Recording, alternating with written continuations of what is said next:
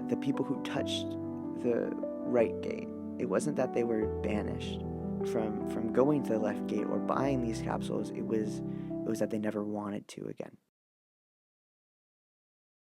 David talks about the judgments of God, things that we're very scared of, his law, his judgments, but David talks about them as being like gold and honey. He says, they are more precious than gold, than much pure gold. They are sweeter than honey from the honeycomb. Sweet. So in this story, it's about that.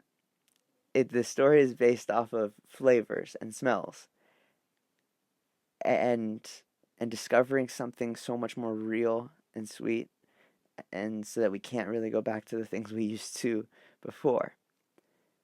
I hope that makes sense.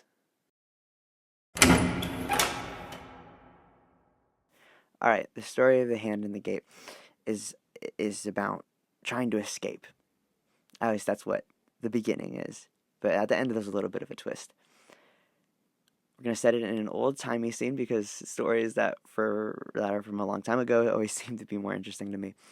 An old village. In this village, there are walls surrounding every house, every home, every workplace, every farm, every area that you could ever go to is surrounded by these walls. And on either side is a gate, the left gate and the right gate. No one ever went through the right gate. It was just there. And the left gate was offered as an escape.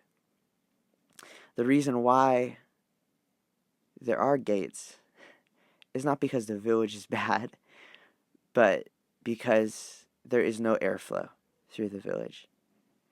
So when something gross happens, I don't know, this is such a weird concept, but I'm going to go with it. The smell is just awful. It was awful.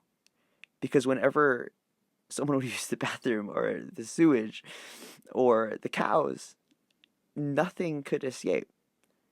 There was no wind. There was no airflow. So when something happened, people were just stuck with it. So people would work and work and work, and they would buy homes. They would buy horses and buggy. They would buy food. They would raise families. They would grow businesses, just like our normal world. But the common denominator between all of the people was that they would all go to the left gate. Because at the left gate, they would find a relief from the awful smell. And there at the left gate, if you entered through it, there was a little store where you could buy little smell capsules. If you've ever been to Thailand or Asia, you know these. They're like almost like chapstick things, and you could take off the lid and you just stick it up your nose, and you can smell like rosemary, or you can smell peppermint, or you can smell orange, whatever flavor or whatever smell you would want. And it's very strong, and it almost stays in your nose. People use it in Asia all the time because of the pollution and the sewer problems. But we're going to use it in this story. Everyone would buy this, and this would be the main reason why people would work, because they would never be nose blind to the smell that was in the village. It almost had a flavor to it because it was so bad. But at the left gate, there was a relief. And it was very costly. And it wasn't forever. But there was a temporary breath of fresh air. One day, Philip was working. It was late. He was walking home. And Philip lived by the right gate. Not that anybody ever used it. And as he was walking home that night, he looked to the side and he saw the right gate, and he just wondered. He got up close to it, and he just studied it, and he looked at how old it was. It looked so much older than the left gate. It was so torn, it was so beaten. You could see the dust gathering around the sides of the entrance because it just hadn't been opened in so long. You could see the rust starting to grow on the handle. And he just stood there and looked in wonder and why this was never used and what lied beyond, what was beyond the gate.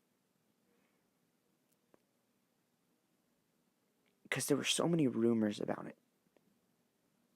It seemed like whoever would touch this gate, whoever would go through this gate, they never found relief again. It was this, it almost seemed like a cursed gate. Because whenever someone was seen touching it, they would still live in the smell and the gross village, but for some reason they would never be allowed to buy a capsule. They were never seen with one again. So there was this fear that grew over the right gate, because it seemed like if you would touch it, you would just be tortured for the rest of your life to live in the smell. So Philip looked at it, studied it, turned around, was about to walk home, and he heard the creak of the gate, and it opened very, very slightly. He turned around, and there was just this faint whisper of air that just hit his face, and he had never felt wind before. And it pushed into his face, and he smelled something that he had never smelled before. It wasn't necessarily that it was sweeter or that it was a new smell. It was that it had this rawness to it.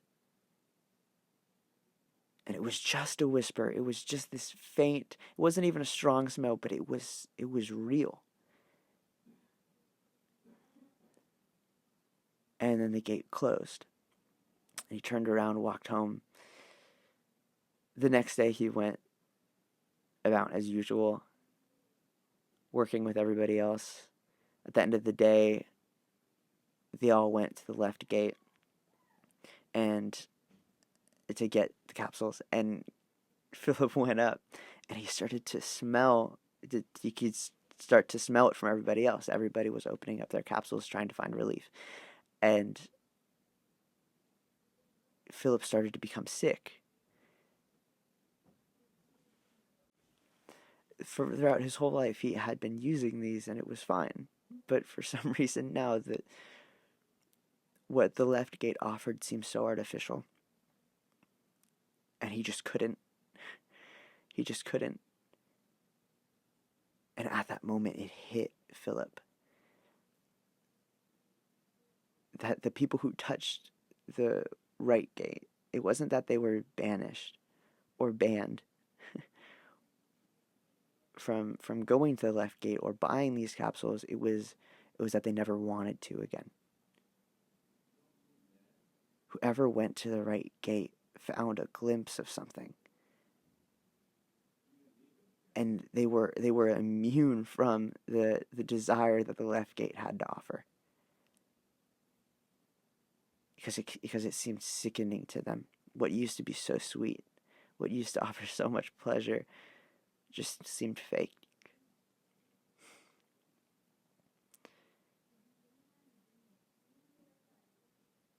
And Philip lived in agony day after day after day after day, because he seemed to be stuck in the middle. He didn't feel he had the right to open the right gate, because he'd never seen anybody do that, and he couldn't go to the left side because it was just as foul as living in the village. So he just stayed in the middle. One day as he was walking home at night, he saw an older man walk up to the red gate. Philip was looking out his window, and he saw the older man open the right gate and walk through, and the gate closed. And something so obvious that Philip he just never thought of.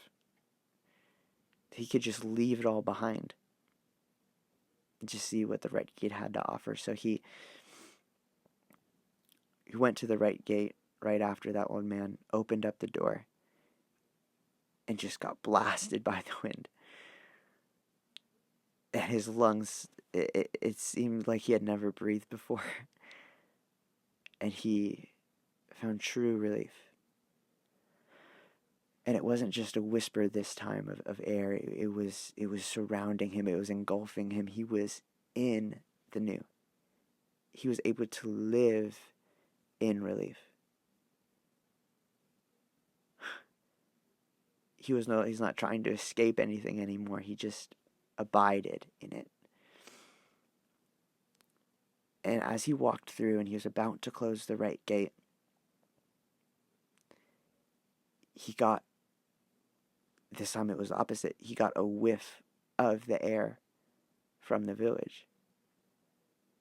The tables had completely turned. Instead of being in the village and getting a whiff of the fresh air from the right gate, he was in the new land of the right gate, but got a whiff of the village.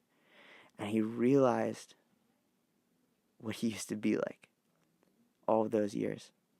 And he realized that there were many, many others living in the same way, that were scared of the lies and the rumors that had been told about this gate. And that is where Philip stayed for the rest of his life. At the gate. Just with his hand, living in the new land. But he stayed at the gate with his hand between the doors. Just so that a little bit of the door would be opened. Just so that he could there would be a little bit of a stream running into the village constantly.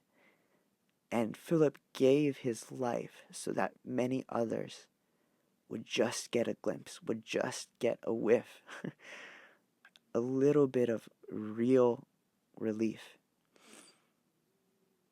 And over the course of Philip's life, he saw the village empty as people would come and live in the new land. And then he was able to remove his hand.